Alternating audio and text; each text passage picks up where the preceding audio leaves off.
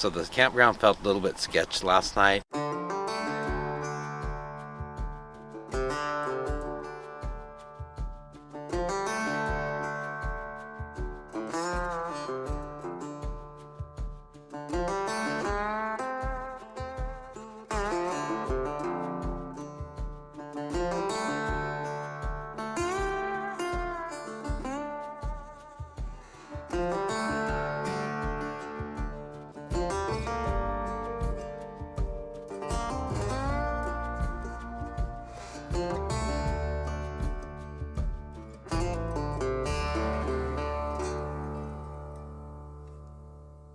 Lone Pine was a jumping-off point for Alabama Hills, but we encountered a creepy situation. So the campground felt a little bit sketchy last night. We came in after dark, couldn't really see what was going on. There was somebody that, I don't know if he's a homeless person, there was just a tent with no car, and there was a guy there smoking in that tent at like 4 in the morning. Lone Pine seemed to be a little bit sketchy too. We were looking for a place to eat. There was no parking for RVs or trailers hardly anywhere that we could find, at least after dark. And we did find a place to park in an empty parking lot. We went to eat, and when we came back around, there was an older motorhome had pulled up next to ours, and they were outside looking at our generator. So I guess we walked up just in the nick of time. Alabama Hills is best known first as a fantastic dispersed camping location, and secondly, as a popular filming location for television and movie productions, especially westerns, including The Lone Ranger and Bonanza. The Alabama Hills were named for the CSS Alabama, a Confederate warship deployed during the American Civil War. When news of the ship's exploits reached prospectors in California sympathetic to the Confederates, they named many mining claims after the ship, and the name came to be applied to the entire range.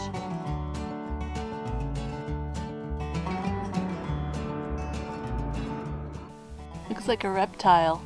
At least it looks like a reptile to me. While you're in Death Valley, don't miss Goldwell Open Air Museum or Rhyolite Ghost Town.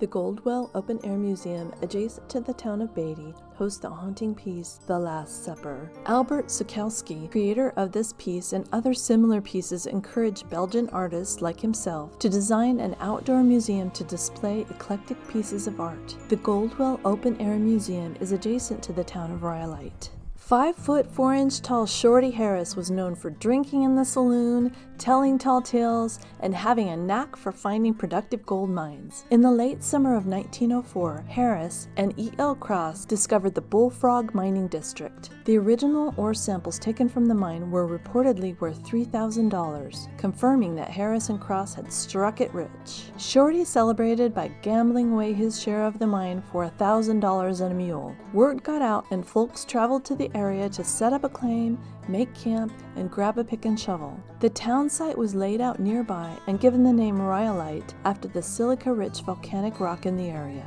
Women came from as far away as San Francisco to stake their own claim in the red light district. In 1907, the U.S. Stock Exchange fell almost 50%, creating a panic that caused a recession that rippled all the way out west. Within a few years, mines began to close as banks failed. By 1916, Rhyolite was a ghost town. Prior to finding the claim in Rhyolite, Ed and Shorty had met up at Keene Wonder Mine, where Ed was waiting for his partner to bring supplies. Ed's partner never showed up, and the two headed on their journey. Keene Wonder Mine was discovered by Irishman Jack Keene, who was prospecting for silver when he found an outcropping of quartz marbled with gold ore. Keene eventually sold his share of the mine and returned to Ireland, where he was involved in 2 shootings and imprisoned for murder. The mine was prosperous until 1912, when it was largely tapped out. Feral burros, abandoned as claims dried up and miners left the area, are considered an invasive species by the National Park Service.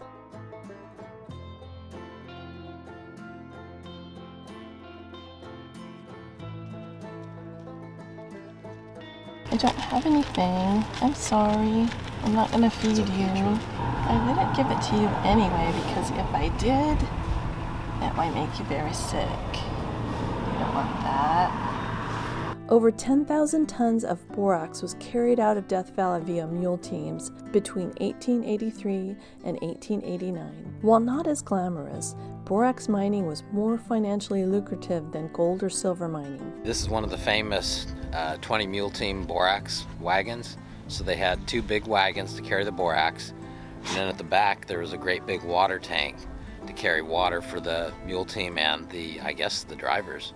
One of the earliest successful mining operations was the Harmony Borax Works, which was active from 1883 to 1888. This mill was famous not only for its ore deposits, but for the 20 mule team wagons used to transport the partially refined borax. Borax solutions are used in manufacturing of playing cards, plywood, paint, and leathers. It's also added to fertilizers to prevent boron-deficient diseases in plants.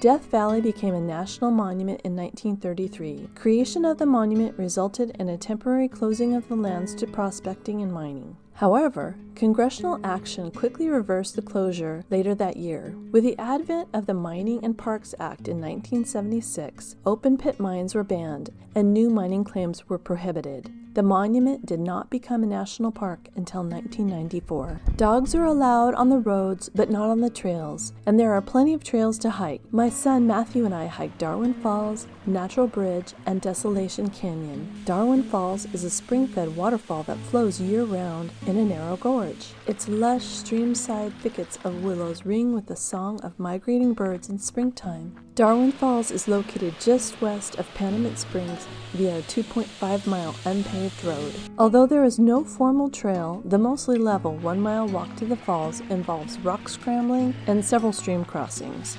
Whoa! It's a slick spot right there, huh?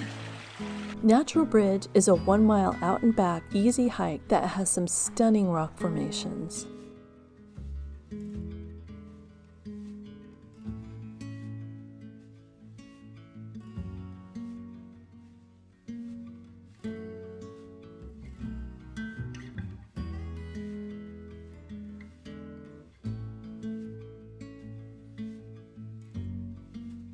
Desolation Canyon is a 3.6-mile round-trip hike that requires some rock scrambling. So it looks like we might have gone the wrong way. The way that we were going leads to a dead end.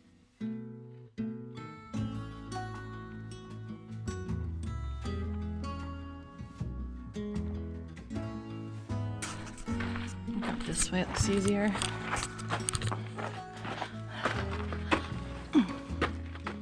I got it. Thanks. Oh, I hope that's a 6-foot wall. I needed Matthew to boost me up on some of the dry waterfalls.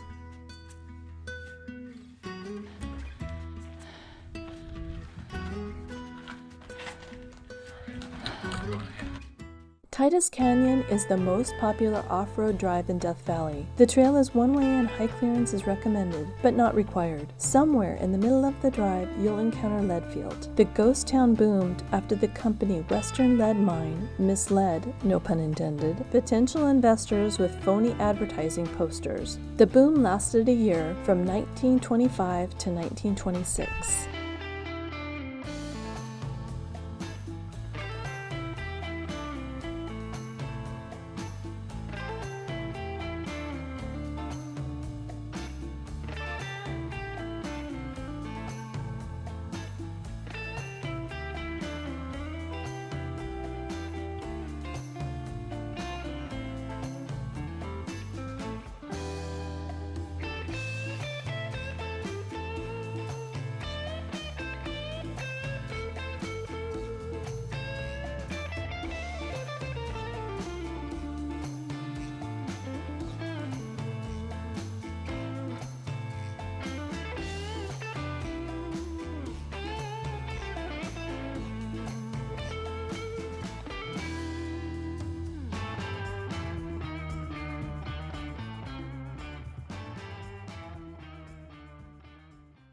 There are plenty of touristy things to do in Death Valley. The vista that overlooks the entire valley, Aguereberry Point, was named after Basque miner Jean-Pierre Pete Aguereberry, who lived and worked at the nearby Eureka Mine from 1905 to his death in 1945. Badwater Basin, the lowest point in North America at 280 feet below sea level, is a large salt flat. Purportedly, a miner's mule refused to drink the water, hence the name Badwater Basin.